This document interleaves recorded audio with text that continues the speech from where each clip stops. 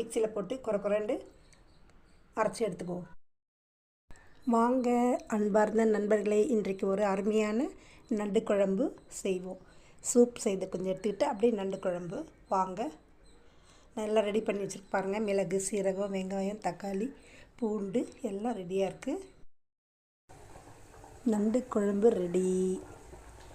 நல்லா கொதிக்குது பாருங்கள். இந்த சமயத்தில் இந்த நண்டு சூப் சாறை இடித்து வச்சுருக்க சாறை அதில் வடிகட்டி ஊற்றணும். நல்லா கொதிக்கட்டுங்க. மிளகு குழம்பு கொதிக்க வச்சு அதில் நண்டு சாறை ஊற்றி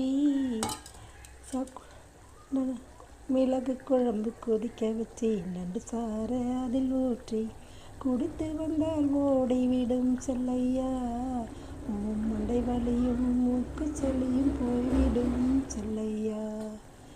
ஜன்னி பிடித்திருந்தாலும் சளி பிடித்திருந்தாலும் இந்த பனித காலத்திலே உங்களுக்கு இது இதமான ஒரு நண்டு குழம்புங்க.